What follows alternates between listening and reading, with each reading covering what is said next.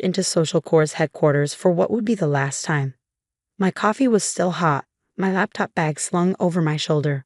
A morning like any other, except for the knot in my stomach telling me it wasn't.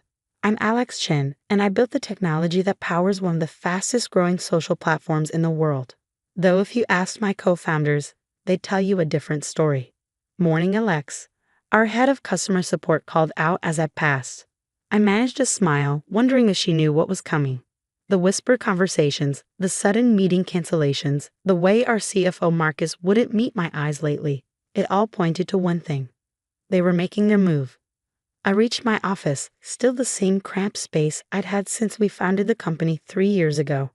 I'd refused to move to the executive floor, preferring to stay close to the engineering team. A real CTO works in the trenches, I'd always said.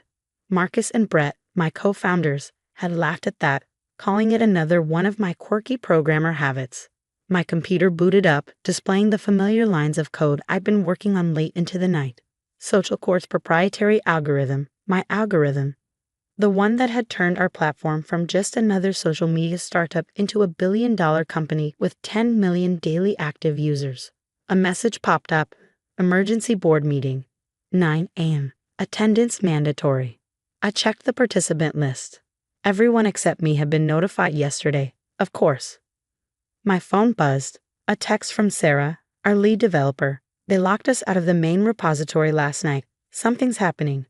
I know, I typed back. Don't worry, remember Protocol 0. Already in place. Good luck. I smiled despite everything. They thought they had it all figured out. The perfect corporate coup, timed down to the minute. What they didn't know was that I'd seen it coming months ago. The signs had been there since our Series C funding round. Brett, our CEO, had started taking more credit for the technical innovations that made our platform unique. Marcus had begun questioning every development decision, suggesting we streamline the engineering team. Both had gradually excluded me from key meetings about the company's future, but their biggest mistake, assuming that because I was quiet, because I preferred coding to corporate politics, I was naive. At 8:55 a.m., I grabbed my laptop and headed to the executive conference room. Through the glass walls, I could see them already assembled. Brett and Marcus, our new board members from Vision Ventures, and a man I recognized as David Warner, a hotshot CTO from a competing platform. My replacement, presumably. Alex, good of you to join us. Brett's smile was sharp as a razor. We have some matters to discuss. I sat down, noting how they'd arranged the seating, me alone on one side, then presenting a united front on the other. Classic intimidation tactic. I'll get straight to the point, Brett continued. The board has concerns about the technical direction of the company. We feel it's time for a change in leadership. We appreciate your early contributions, Marcus added, not even trying to hide his smirk. But we need someone with enterprise experience to take us to the next level. I stayed silent, watching them exchange glances. My lack of reaction was making them nervous. Your shares will be bought out at their current valuation. Brett pushed a document across the table. It's a generous offer, considering recent performance issues. There it was. They'd been manufacturing performance issues for months, subtle changes to the platform that would only show their full impact after today. Performance issues. I kept my voice neutral. Our user engagement is up 40% this quarter. But retention is down, Marcus countered. The algorithm needs a complete overhaul. David here has experience with exactly this kind of scaling challenge. David Warner sat up straighter, already playing the part of conquering hero. If he only knew what he was walking into. We'll need you to hand over all access credentials and documentation immediately, Brett continued. And of course, you'll be escorted from the premises today. I opened my laptop one last time, logged into my admin account, and initiated a series of commands I prepared months ago. To them, it looked like I was simply following their instructions. All yours, I said, closing the laptop. Though you might want to review the platform's core architecture documentation carefully, especially Section 7 regarding user authentication protocols. Marcus frowned. What's that supposed to mean? Just being thorough, I smiled. Wouldn't want any performance issues during the transition. Brett slid the buyout agreement closer. Sign here, and we can all move on. I signed without hesitation, watching their faces flicker with surprise and then satisfaction. They'd expected a fight, maybe even hope for one. A messy exit would have made it easier to justify what they were doing. Instead, they got something much more dangerous. Quiet compliance from someone who had nothing left to lose. One more thing, I said, standing up. You might want to pay attention to the user logs around 9 a.m. on Friday. Could be interesting. Is that a threat? Brett's voice hardened. Not at all. Just looking out for the platform's stability. That's what a good CTO does, right? As security escorted me out, I could hear them already celebrating in the conference room. Brett was probably explaining to David how the platform worked, not realizing that what he understood about our technology barely scratched the surface. Because what none of them knew, what none of them had bothered to learn, was that I'd built more than just an algorithm. I'd built a failsafe. In the lobby, I turned in my badge to the same security guard who had greeted me every morning for 3 years. Everything okay, Mr. Chen? He asked, noting the security escort. It will be, I replied. Though you might want to keep Friday morning free. Could be an interesting day. Outside, the fog had finally lifted, revealing a clear San Francisco sky. I checked my phone. Messages from team members expressing shock and support. News alerts already picking up the story of my sudden departure. But the message that made me smile was from Sarah. Protocol 0 status. Armed and ready. Timer set for 72 hours. I walked to my favorite coffee shop, ordered my usual, and opened my personal laptop. Time to put the final pieces in place. Because while Brett and Marcus were busy dividing up my stake in the company, while David Warner was probably already rearranging my old office, a simple countdown was running in SocialCore's systems. In exactly 72 hours, when 10 million users logged in to check their feeds, they'd learned the truth about who really built the platform they used every day. More importantly, they'd learned what Brett and Marcus had tried to hide. Sometimes the best revenge isn't fighting back. Sometimes it's letting your enemies think they've won, while the real battle is just beginning. I took a sip of coffee and began to type.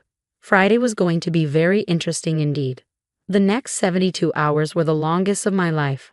I spent them in my apartment, surrounded by monitors showing SocialCore's public API status, user engagement metrics, and most importantly, a countdown timer that only I could see. Sarah kept me updated through secure channels. They're trying to understand your code architecture, she messaged late Wednesday night. David Warner spent 6 hours today just staring at the authentication module. I smiled, imagining Warner's frustration. The authentication module was elegant in its complexity, a piece of engineering art that had taken me months to perfect. But it was also a trap. How's the team? I asked. Waiting, watching. Most of us have rejected their retention offers. We know what's coming. Thursday morning brought a flood of news articles about my departure. SocialCore shakeup, co-founder and CTO out, read TechCrunch. The company's PR team had done their job well, painting it as a mutual decision driven by different visions for the platform's technical future. Brett even gave an interview, skillfully dodging questions about why they replaced the person who built their core technology. SocialCore has always been a team effort, he claimed. No one person is irreplaceable.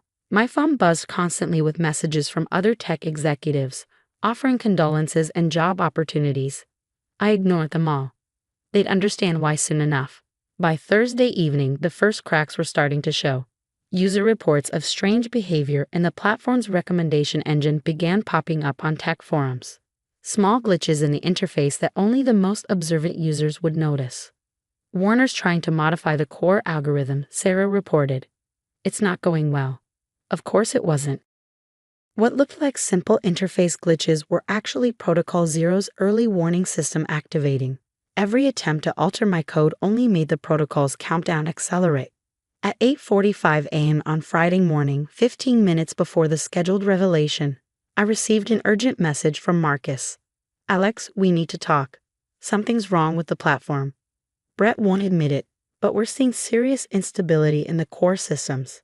Whatever you did, we can make a deal. I left it unread.